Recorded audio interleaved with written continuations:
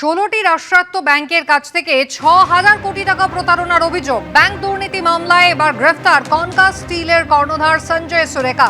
কথা বলবো, সরাসরি চলে যাব। প্রকাশ সিনহা রয়েছেন আমাদের সঙ্গে। প্রকাশ, ইডি দীর্ঘক্ষণ তল্লাশি চালায় এবং তারপরে গ্রেফতার করা হয়েছে সঞ্জয় সুরেখাকে। কি উদ্ধার করেছে ইডি? দেখো, শিল্পপতি সঞ্জয় সুরেখাকে গ্রেফতার করা হয়েছে এবং তার বাড়ি থেকে 4.5 কোটি টাকার গয়না বাজেয়াপ্ত করা হয়েছে।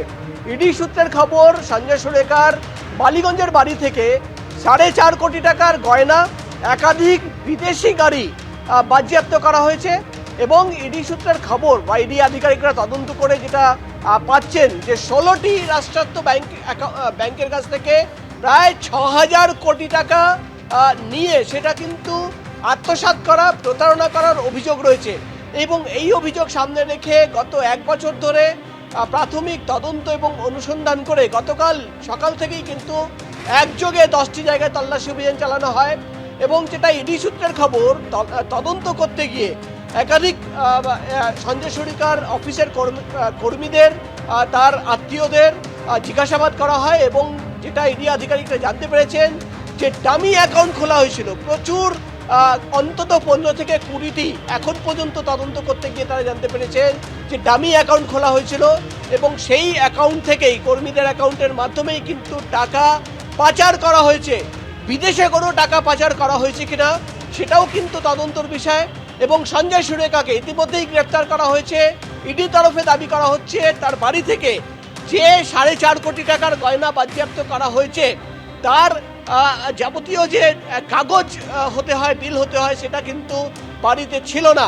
এবং সঞ্জয় সুরেখাকে আজকে ইডির স্পেশাল কোর্টে তোলা হবে, তাকে জিজ্ঞাসাবাদ করা হবে। এবং 6,000 কোটি টাকা, 16টি ব্যাংকের 6,000 কোটি টাকা কোথায় গেল, বিদেশে কোনো টাকা পাচার করা হয়েছে কিনা, এই যাবতীয় প্রশ্নের উত্তর জানতে চান ইডি আধিকারিকরা।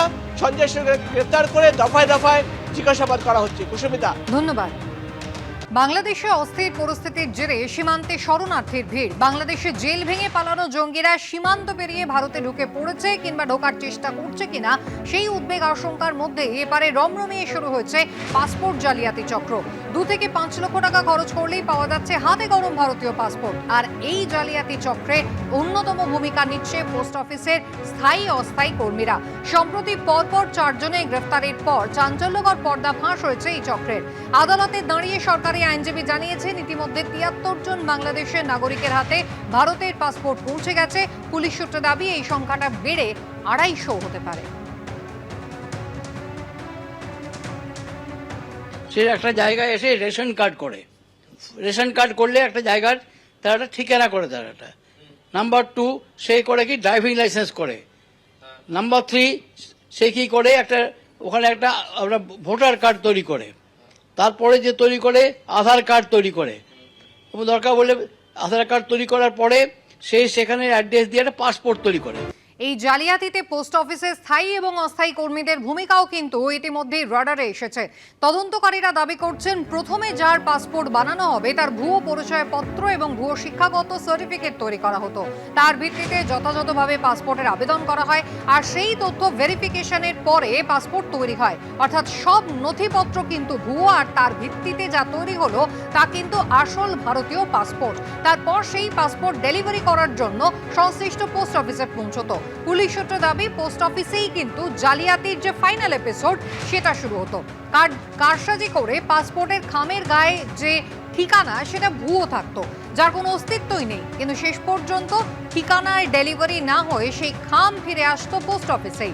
পোস্ট অফিসের যে কর্মীরা এই জালিয়াতি চক্রের সঙ্গে জড়িত সেই খাম তারা রিসিভ করতেন এবং তারপর 2 থেকে 5 লক্ষ টাকার বদলে তা পৌঁছে যেত নির্দিষ্ট লোকের হাতে।